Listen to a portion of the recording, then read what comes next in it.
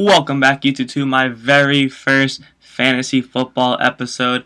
And I'm going to be doing these pretty much once a week, maybe twice a week, because I am a fantasy football addict. I love fantasy football. I live and die for it. Every year when football season starts up, I am so pumped. And when it's not football season, my Sundays are worthless, it feels like. So what I'm going to do in these videos is pretty much tell you guys like what we learned from the previous week of football in the NFL. Obviously, it won't be college or anything. I watch college, but I can't really make videos on that because there's so many teams. So we're gonna say like what are the best pickups for like next week and who to play, and also like who you should trade or who you should try to target in trading. And let's just jump right into it. I'm gonna start off with the best additions off the waiver wire. Now I'm basing these off anywhere from like 10 to 14 person leagues, even higher sometimes. I'm in a 12 person league, and I think that's the perfect number. But depending on what league you are, these will vary. But these will usually be for anywhere between 10 to like 14-man leagues. Sometimes 8 will work. So first, we're going to start off with the good pickups. And number one coming in, I have Tajae Sharp from UMass. He's a rookie. He's on the Titans.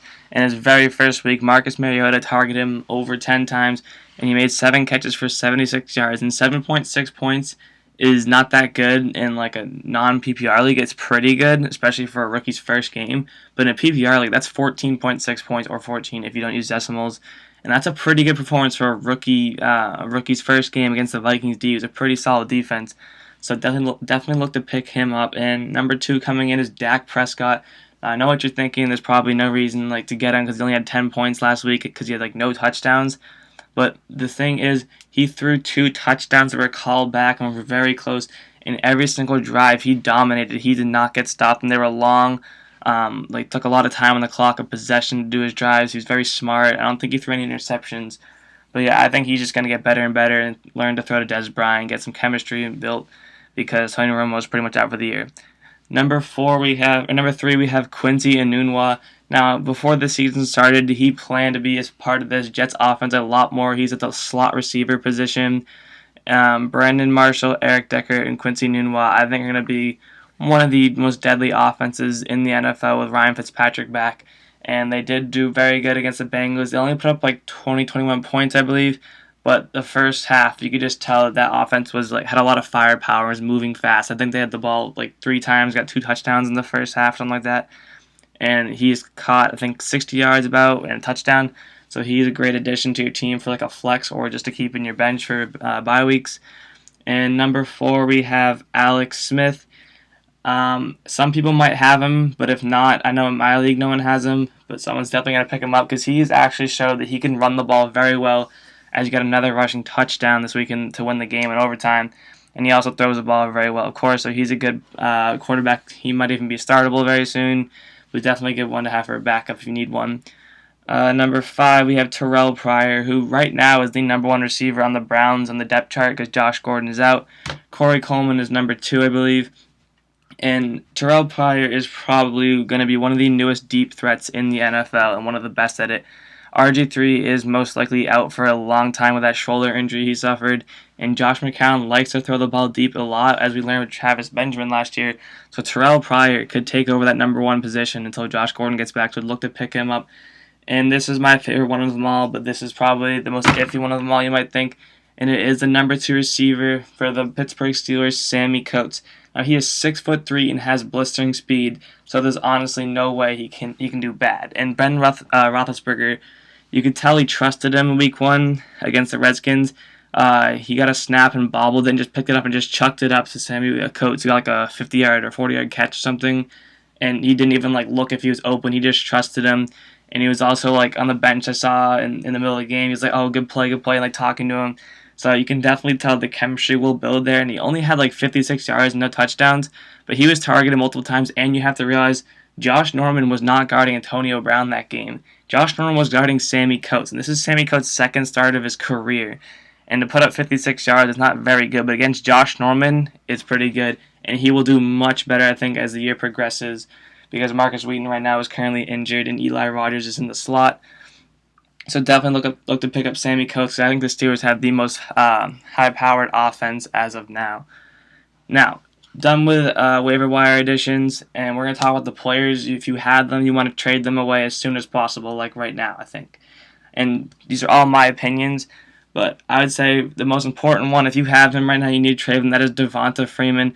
I knew over the summer that he was just not. I didn't know, but I just had a feeling that Tevin Coleman was going to come in and win that spot back, or not even just win it, but at least make it like a 50-50 team in the backfield. So, and obviously week 1, Tevin Coleman outperformed Devonta Freeman by a lot in the receiving game and the rushing game. So I think you should trade Devonta Freeman as soon as possible while people still remember what he did in 2015, because I don't think he'll be able to do that again in 2016. The second player is Latavius Murray. Now, he did have a decent week. He had about 10 to 12 points, something like that, depending on what league you're in. But I don't think he can do that much better, because they have shown that they like DeAndre Washington and Jalen Richard, the two rookies who Jalen Richard got the ball 3 times, had 16 or 15 points, and outperformed because he had a ridiculous 70-yard run, I think, or 80-yard run. So I don't think Latavius Murray keeps his starting job or gets full handoffs for that much longer. So you should trade him now while people still think he's valuable. And number 3, this one pissed me off because I played Danny Woodhead in my first week and he almost beat me because of it. He had about 18 points in a non-PPR league, and Danny Woodhead is a receiving back, and he had 87 rushing yards too, and a receiving touchdown and probably 50 receiving yards, something like that. So I would get him, and I wouldn't.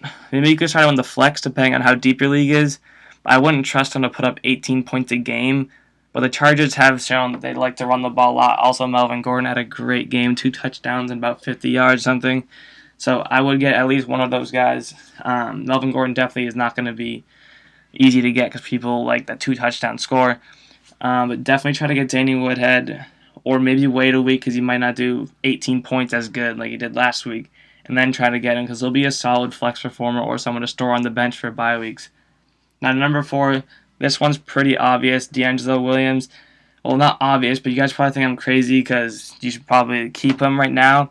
But I say you play him this week and then trade him right away, or trade him right now because someone will offer you a pretty good running back for him right now because I know Le'Veon Bell is coming back in week 4. So they're going to try to use him for 2 more weeks while he's here and puts up ridiculous numbers. But you can get a much better long-term running back right now than you will be able to next week, and people know they'll only be able to use him for 1 week. I've seen some of my friends propose trades. My other friend, some ridiculous trades, oh, he had 29 points, so let's offer him someone really good for him, not realizing that he's only going to be here for 2 more weeks. So I think you should trade him now while he has value instead of having to drop him later when Le'Veon Bell comes back. And the last one to trade away is Thomas Rawls. Now, he had a pretty bad week, and he had a good amount of handoffs. They were playing the Dolphins D, who's not that good. They're okay. They did perform good against the Seahawks, that's for sure. But definitely a defense that a lot of running backs have got a lot of yards and points off of. I think Christine Michael and CJ Proceeds, or however you pronounce his name, I think they carry the load very soon. Thomas Rawls won't get that many handoffs because his ankle injury. That's hard to come back from. We see it from Eddie Lacy and a bunch of other players. Ankle injuries are very hard to get by, especially running backs. So I say you trade him as soon as possible. Now, here are players you should target by trading, players that most people will already have in your league, and you should propose trades to get. I think you should get Tevin Coleman. Obviously, we talked about it. I think he's going to beat Devonta Freeman out, or at least get more points and more handoffs than him, especially in the receiving game. I also think you should get Will Fuller. Some people might have him on the waiver wire, depending on what league you're in. I know my league, someone already has him. I think he's going to do almost just as good as DeAndre Hopkins. I know that's ballsy to say, but he did much better than DeAndre Hopkins the first week. Brock Osweiler targeted him a lot, and people are going to be double covering DeAndre Hopkins a lot, which will leave a lot of good opportunities for Will Fuller to burst out and have a great rookie year. And number 3, I think you should try to get Dez Bryant because people are going to be so mad that he only had 1 catch for 8 yards in the first game. But I think it's just one bad week. He'll get back to it eventually, and eventually he'll become the old Dez Bryant that he used to be. I think right now, just because he only had 8.8 points, 8 yards, that's 0 points in a not fractional league. So people are probably really mad and want to trade him. I think you can probably offer some pretty crappy players or scrubby players to get Dez Bryant. I think Dak Prescott will start to throw him the ball more once they develop more chemistry because Dez Bryant did say that he believes in Dak Prescott to develop this team and move him forward. And also, you got to look that Dez Bryant had 2 big touchdown catches called back, and they were very close. So at least Dak Prescott is targeting him in the end zone. So that's a good sign. Also, I think you should target Eddie Lacy. He had about 7 to 8 points, depending on what league you're in once again. And that's not bad, just no touchdowns. And he came close to scoring a touchdown multiple times. So I think people think he didn't have a very good week and saw what he did last year, how he was very iffy and inconsistent with the injuries. I think you can get him for a really good deal right now in this point in the league, and he'll just get better and better as the year goes on. Because the Packers' high-powered offense is back with Jordy Nelson and everybody's healthy. I think you should also try to get Marvin Jones of the Detroit Lions. I think Golden Tate draws a lot of attention, leaving Marvin Jones open. We see that kind of deal in Detroit a lot when Calvin Johnson was there and Golden Tate was open when they were double teaming Calvin. I think Marvin Jones has a great year. I think he had 85 yards first week, which is a great start for him. And next comes along with him is Matthew Stafford. I mean, most people probably have him, but in a 10-person league or maybe even 8, they won't have him. Or they will have him. So you should definitely try to get him. Because I know Matthew Berry said I thought he was crazy for saying this, but he said Matthew Stafford's going to have the best year of his career. And I was like, how without Calvin? But I mean, don't know how he's doing it, but he did ridiculous. He had about 28 points, I believe. So yeah, definitely try to get him because that Lions offense looks really nice. Next, try to get Gary Barnidge. He had 0 points, absolutely no catches, no yards in the first week. But that's because RG3 never seemed to use tight ends. But now that RG3's out, Josh McCown's in, and Josh McCown made Gary Barnidge a ridiculous tight end last year. I'm pretty sure he was top 5 by the end of the year. So his value goes up a lot. So try to get him for kids who are mad they had 0 points and trying to trade him or drop him or whatever. Almost done here, and we have Mohamed Sanu. Obviously, you know why you should get him. Second receiver for the Falcons. That offense is starting to look good, and he definitely takes the attention away, or Julio Jones takes the attention away from Mohamed Sanu, who gets open a lot in one-on-one coverage, so definitely look to pick him up. He's a good flex option. Maybe even develops into a wide receiver too throughout the year. And the last 2 are Jameis Winston, and obviously you saw what he did week 1 and think he had 4 or 5 touchdowns, something like that. He had a ridiculous, I believe it was 4 touchdowns. He had a ridiculous week. I think him and Mike Evans develop an amazing chemistry even more as the year goes on. I think Jameis Winston just continues to improve. And the last but not least, I think LeGarrette Blount is a great player to target because Dion Lewis is out for at least 10 weeks, it is of now. And I don't think he'll even come back for the rest of the year. Maybe playoff time, but it's like an ankle and knee injury, so it's hard to come back from that fast. I think they give the load to LeGarrette Blount more than any other running back on the team, and he shows how powerful he is when he trucked over 5 people on the Cardinals after being hit in the 5-yard line and took Tyrann Mathieu on his back all the way into the end zone. I think LeGarrette Blount carries that Patriots backfield load, and he will dominate. That is it for my very first fantasy episode. Let me know you guys think you want to see any other fantasy videos, and if you agree with my opinions.